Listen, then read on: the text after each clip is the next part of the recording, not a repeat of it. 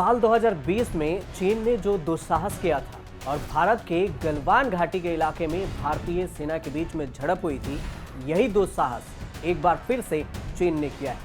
लेकिन इस बार गलवान नहीं, अरुणाचल प्रदेश के यांगतीज इलाके में किया गया है। भारतीय सेना ने इसका मुंहतोड़ जवाब भी दिया और 9 दिसंबर को हुई इस झड़प में भारत ने चीन के करीब 300 से ज्यादा सैनिकों को पीछे खदेड़ भगाया। इस घटना में चीन के 20 सैनिक घायल हुए हैं। दोनों ओर से कई सैनिकों की घायल होने की और भी खबरें आ रही है। एलएसी पर तवांग के पास 15,000 फीट की ऊंचाई पर भारत चीन के सैनिकों के बीच में ये भिड़ंत हुई। भारत और चीन के बीच में यह झड़प 30 महीने बाद हुई है। इसके बाद भारतीय सेना ने इसकी जानकारी दी, साथ में अपना बयान भी शेयर किया। बयान में क्या कहा और भारत चीन के झड़प में कांग्रेस ने पीएम मोदी का एक वीडियो ट्वीट किया है, तो विपक्ष ने क्या कहा ये भी बताएंगे और ये पूरा मामला आखिर क्या है इसे भी समझेंगे और ये भी समझेंगे कि आखिर क्यों अरुणाचल प्रदेश को चीन हड़पना चाहता है। तो आज शुरुआत करते हैं इसी टॉपिक से। भारतीय थल सेना ने अपने बयान में कहा कि पीएलए के सैनिकों के साथ तवांग सेक्टर में एलएसी पर 9 दिसंबर को झड़प हुई। हमारे सैनिकों ने चीनी सैनिकों का दृढ़ता के साथ सामना किया। इस झड़प में दोनों पक्षों के कुछ जवानों को मामूली चोटें आई हैं। दोनों पक्ष तत्काल क्षेत्र से पीछे हट गए हैं। इसके बाद हमारे कमांडर ने स्थापित तंत्रों के अनुरूप शांति बहाल करने के लिए चीनी समकक्ष के साथ फ्लैग मीटिंग की। अरुणाचल प्रदेश में तवांग सेक्टर में एलएसी के सटे अपने दावे वाले कुछ क्षेत्रों में दोनों पक्ष गश्त करते हैं। यह सिलसिला 2006 से जारी है। सेना के बयान में झड़प में शामिल सैनिकों और घटना में घायल हुए सैनिकों की संख्या के बारे में नहीं बताया गया है। तवांग सेक्टर में एलएसी पर क्षेत्रों को लेकर दोनों पक्षों की अलग अलग धारणा है। माना जाता है कि झड़प में घायल हुई चीनी सैनिकों की संख्या काफी अधिक हो सकती है। इस झड़प को लेकर सियासी बयानबाजी भी शुरू हो गई है। कांग्रेस ने सरकार को सख्त रवैया अपनाने की सलाह दी। कांग्रेस ने ट्वीट किया कि वक्त आ गया है, सरकार ढुलमुल रवैये छोड़कर सख्त लहजे में चीन को समझाए कि उसकी यह हरकत बर्दाश्त नहीं की जाएगी। साथ में पीएम मोदी का एक वीडियो भी कांग्रेस ने ट्वीट किया है और उस वीडियो के साथ लिखा है कि अगर ये गलती न की होती, चीन का नाम लेने से डरे न होते, तो आज चीन की हैसियत नहीं थी कि हमारे देश की तरफ आंख उठाकर देखे। हमारी जमीन पर कब्जा करना, हमारी जमीन पर आकर हमारे सैनिकों से झड़प करना तो दूर की बात है, अब भी वक्त है, डरो मत। ये कांग्रेस ने वीडियो ट्वीट किया है। तो पहले देखिए पीएम मोदी का वो वीडियो जिसमें उन्होंने कहा कि जब गलवान घाटी में हिंसक झड़प हुई थी तो उसके बाद बयान आया था पीएम मोदी का कि हमारे देश की 1 इंच जमीन भी चीन ने कब्जा नहीं किया है। न वहां कोई हमारी सीमा में घुस आया है, न ही कोई घुसा हुआ है, न ही हमारी कोई पोस्ट किसी दूसरे के कब्जे में है। एआईएमआईएम चीफ असदुद्दीन ओवैसी ने ट्वीट किया और लिखा कि अरुणाचल प्रदेश से आ रही खबरें चिंताजनक है। भारतीय और चीनी सैनिकों के बीच एक बड़ी झड़प हुई और सरकार ने देश को कई दिनों तक अंधेरे में रखा।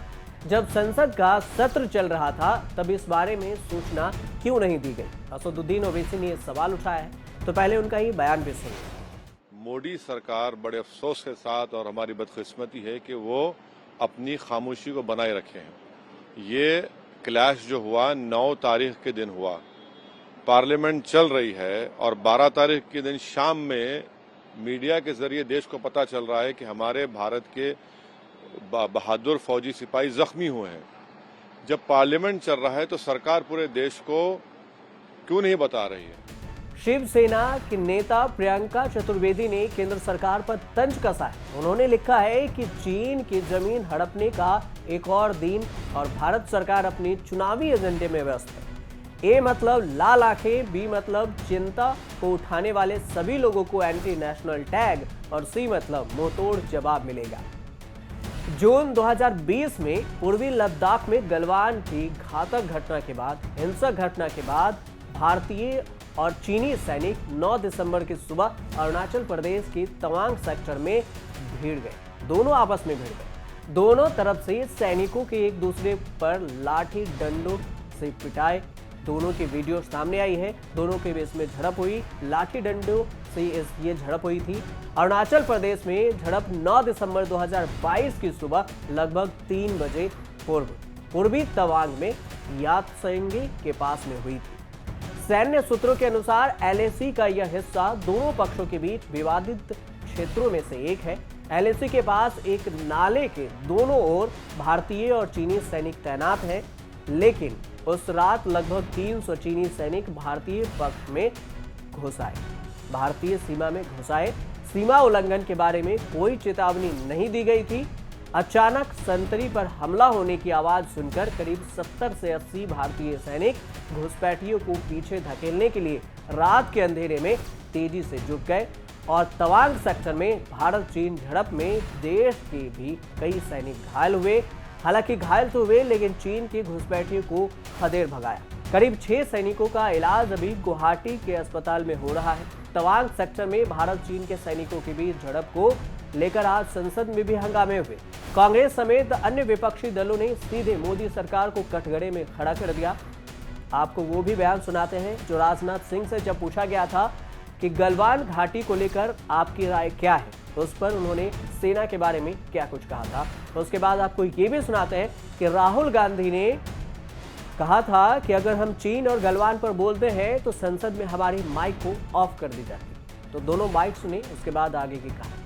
पार्लियामेंट में हम बात रखते हैं तो देखो क्या करते हैं, माइक ऑफ कर देते हैं। हमारी सेना ने दृढ़ता के साथ सामना किया है अध्यक्ष महोदय, और इस फेस ऑफ में हाथापाई भी हुई है। भारतीय सेना ने बहादुरी से PLA को हमारी टेरिटरी में अतिक्रमण करने से रोका और उन्हें उनकी पोस्ट पर वापस जाने के लिए मजबूर कर दिया अध्यक्ष महोदय। इस झड़प में दोनों ओर के कुछ सैनिकों को चोटें भी आई हैं और मैं इस सदन को अवगत कराना चाहता हूं कि हमारे किसी भी सैनिक की न तो मृत्यु हुई है और न ही कोई गंभीर रूप से घायल हुआ है। पूर्वी लद्दाख में रिनचेन ला के पास अगस्त 2020 के बाद से भारतीय और चीनी सेनाओं के बीच में यह पहली झड़प हुई है और बड़ी झड़प है। भारतीय और चीनी सैनिकों के बीच में पिछले साल अक्टूबर में भी यांगत्से के पास एक संक्षिप्त छोटा सा टकराव हुआ था। स्थापित प्रोटोकॉल के अनुसार दोनों पक्षों के जो कमांडर थे उनके बीच में बातचीत हुई और फिर यह मामला सुलझा लिया गया था। जून 2020 में गलवान घाटी में भी हिंसक झड़प हुई थी। भारत चीन के बीच में काफी तल्खी भी नजर आई। दोनों पक्षों ने LAC पर धीरे धीरे हजारों सैनिकों और भारी हथियारों की तैनाती कर दी थी, जो बाद में धीरे धीरे हटा लिया गया। 2006 के बाद चीनी सैनिक ऐसी नाकाम कोशिशें करती आई है। 2006 से इसी तरह का तनाव सिक्किम में भी हुआ। दरअसल भारत और चीन के बीच में LAC को लेकर 1993 और 1996 का समझौता लागू है, लेकिन चीन ने यह समझौता नहीं माना और तोड़ दिया है। इससे पहले पूर्वी लद्दाख की गलवान घाटी में 2020 में 2 बार झड़प हुई थी, जिसमें पहली बार 21 मई 2020 को और दूसरा 15 जून 2020 को दोनों देश आमने सामने आ गए। जून 2020 को भारत और चीन के सैनिकों के बीच में हिंसक झड़प हुई थी। इस झड़प में कर्नल संतोष बाबू समेत भारत के 20 जवान शहीद हो गए।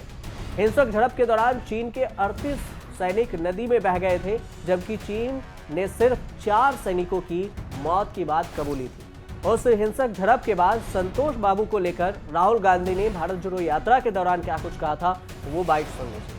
आपको संतोष बाबू नाम याद होगा, जिसने अपनी जान हिंदुस्तान के लिए शहीद की। मैं आपको याद दिलाना चाहता हूं कि हिंदुस्तान के प्रधानमंत्री ने संतोष बाबू की शहादत के बाद हिंदुस्तान की जनता को कहा कि चाइना ने हिंदुस्तान की कोई जमीन नहीं ली।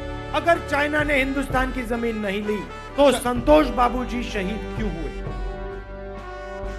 प्रधानमंत्री ने संतोष बाबू का अपमान किया है। चाइना के पास 2000 स्क्वायर किलोमीटर हिंदुस्तान की जमीन आज है। मेरा सवाल है, प्रधानमंत्री इसके बारे में क्या कर रहे हैं और कब करेंगे? ये मुझे कहना पड़ा क्योंकि ये संतोष बाबू जी की याद में कहना पड़ा और उनकी जो कुर्बानी है उसको हम कभी नहीं भूलने वाले। लेकिन अब सवाल ये है कि आखिर अरुणाचल प्रदेश पर चीन की बुरी नजर क्यों है? सबसे बड़ा सवाल यही है इस सवाल को समझने के लिए आपको पहले ये जानना जरूरी होगा कि चीन अरुणाचल प्रदेश को कितना ज्यादा संवेदनशील है। चीन के लिए कितना संवेदनशील है अरुणाचल प्रदेश। सबसे पहले कि साल 1962 में चीन ने अक्साई चीन के साथ अरुणाचल प्रदेश पर हमला बोला था। चीन ने साल 2009 में एशियन डेवलपमेंट बैंक से भारत को मिलने वाले लोन पर अड़ंगा डाला, क्योंकि इस पैसे का इस्तेमाल अरुणाचल प्रदेश से जुड़ी विकास योजनाओं में होना था। और तीसरा कि अरुणाचल प्रदेश को विवादित बताने के लिए चीन वहां के लोगों को स्टेपल वीजा देता है। स्टेपल वीजा ताकि लोग जा सके, आ सके। इसी साल चीन में अरुणाचल प्रदेश की 15 जगहों के नाम बदलने की उकसावे वाले कार्रवाई भी की गई थी कि उसमें नाम बदल दिए जाएंगे, लेकिन इसके बावजूद सरकार पीछे नहीं हटी और भारत की तरफ से साफ बता दिया गया कि चीन के इस पैंतरों से जमीनी हकीकत नहीं बदलेगी। इसलिए चीन के विरोध के बावजूद सरकार ने तवांग में दलाई लामा को जाने से नहीं रोका। दलाई लामा गए। चीन को डर है कि भारत अरुणाचल प्रदेश से तिब्बत में मूवमेंट शुरू करवा सकता है, क्योंकि तिब्बत को चीन अपना हिस्सा बताता है। अरुणाचल प्रदेश का बॉर्डर भूटान से लगता है। ऐसे में अगर यहां पर चीन का कब्जा हो गया तो फिर उसके लिए भूटान को घेरना आसान हो जाएगा। लेकिन चीन का सबसे सरकार ने हाल ही में अरुणाचल फ्रंटियर्स हाईवे बनाने का ऐलान किया, जो चीन से लगी सीमा के पास से होकर गुजरेगा। ये तवांग से शुरू होकर अपर सुबानसरी, टूटिंग, मेचुका, दिबांग वैली, देसाली, जालागाम, टिबुटू, डोंग और म्यांमार बॉर्डर के पास विजयनगर पर जाकर खत्म होगा। चीन ने बॉर्डर पर सड़कों और हाईवे का जाल बिछा रखा है, मगर वो नहीं चाहता कि भारत भी ऐसा करे। लेकिन चीन के ऐतराज के बावजूद सरकार इस लगातार चीन की लगी सीमा पर सैन्य तैयारी पुख्ता कर ली है और भारत भी पूरी तरह से तैयार है और भारतीय की सेना भी तैयार है चीन को मुंहतोड़ जवाब देने की। आप देखते रहिए न्यूज़ तक।